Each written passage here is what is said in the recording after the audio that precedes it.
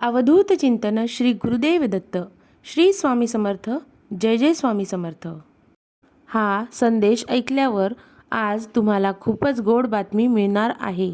स्वामी म्हणतात, जेवढ्या वाईट दिवसाचा तुम्ही सामना केला आहे त्यापेक्षा तुमच्या जीवनात दुप्पट चांगले दिवस नक्कीच येतील.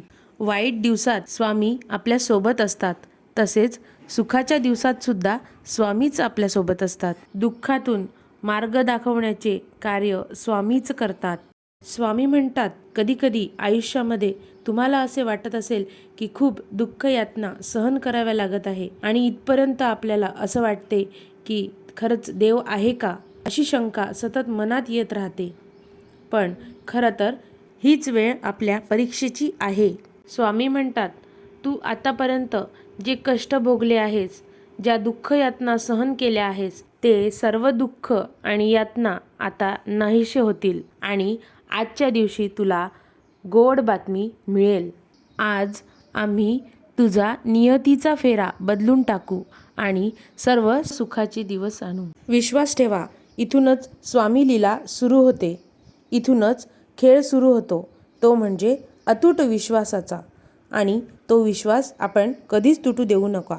कधीकधी तुम्हाला असं वाटत असेल की हो, हे खरंच होईल का शक्य, पण लक्षात ठेवा, स्वामींना या जगात अशक्य असे काहीच नाही. स्वामी तेच देतात जे तुमच्यासाठी योग्य आहे. फक्त तुमचा त्यांच्यावर असलेला विश्वास हा निश्चित आणि दृढ असला पाहिजे. स्वामी म्हणतात, तुमचे कर्म नेहमी चांगले ठेवा. ज्याचे कर्म चांगले असते तो कधीच संपत नसतो. सत्कर्मी माणसाला जीवनात अडचणी ह्या सतत येत राहतात, परंतु त्या सुटणाऱ्या असतात. या उलट जो दुसऱ्याला अडचणीत आणतो त्याची अडचण आयुष्यभर संपत नाही. परमेश्वराचे आणि आपल्या स्वामीचे सतत आपल्यावर लक्ष असते.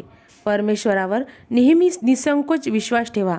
योग्य वेळी तो इतका देतो की मागायला तुम्हाला काहीच उरत नाही आणि तुमची झोळी ही आनंदाने भरून जाईल.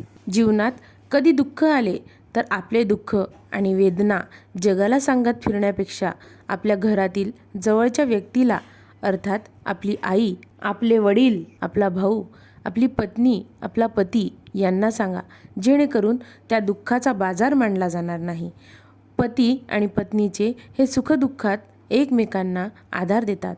पती पत्नीचे नाते हे अतूट असते आणि ते एकमेकांचा आधार जन्मभर होतात. ते जीवनभर एकमेकांना साथ देत असतात. त्यांचे हे नाते जन्मोजन्मीचे असते.